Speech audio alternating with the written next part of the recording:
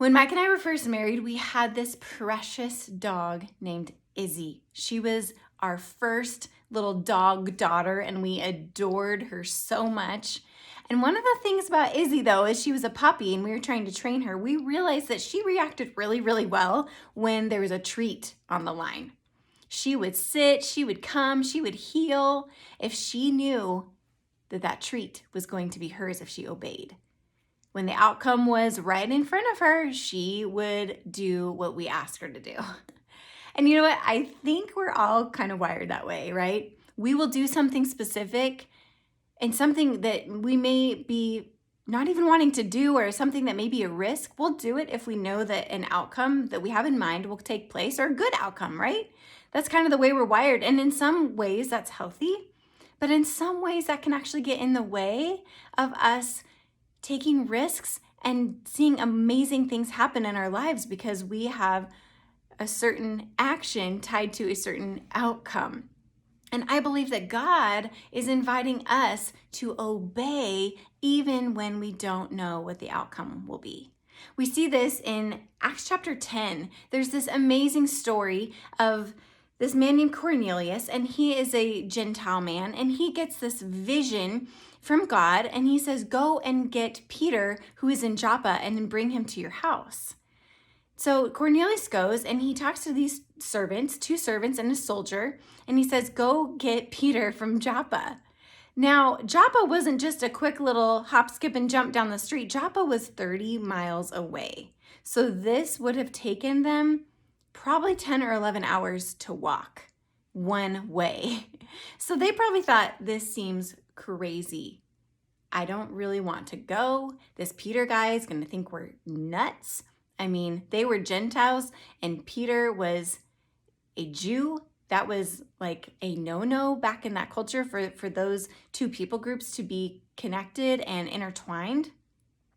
And for them to invite Peter to come to Cornelius' house, who was a Gentile, I mean, they probably thought, no way, Cornelius, we're not going to go. But they did.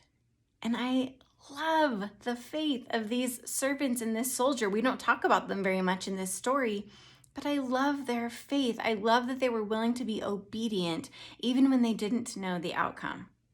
It makes me think of one of my best friends. Her name is Amanda. And several years ago, God woke her up in the middle of the night. She was totally asleep, and she woke up with a friend of ours that we grew up. I'll call her Anna. She woke up with Anna on her mind, and she felt like she needed to pray for her.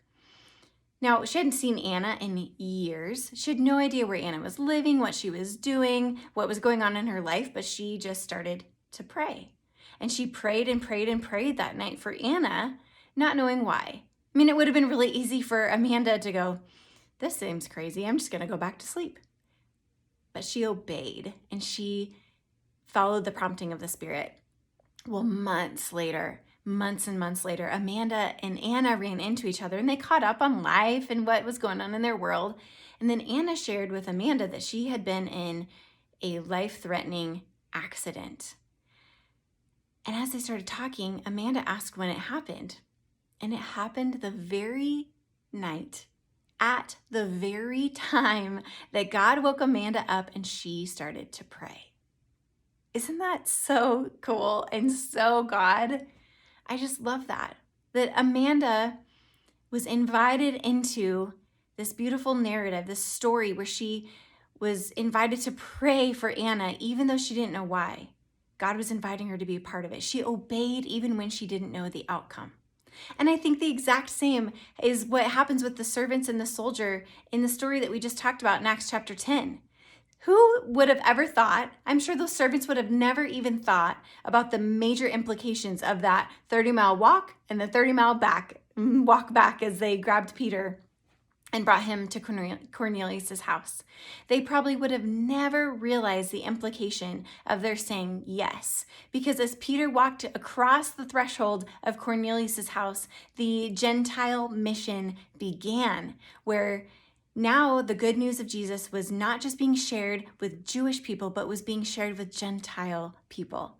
And the servants and the soldier played an integral part in that process because they obeyed They went and retrieved Peter even when they didn't know the outcome. And so, my friends, I want to do the same thing. I want to obey God even when I don't know the outcome. And I believe that that is what he wants for you too, to obey him because we can trust him with the outcome. It may not be an outcome that we would have imagined or we would have thought. It may not even be a wonderful outcome in the eyes of the world, but we can trust because God is good and faithful, that his outcome will always be for our good and for his glory. For our good, for the good of the people around us, and for his glory. And so for that, let's say yes. Let's obey even when we don't know the outcome.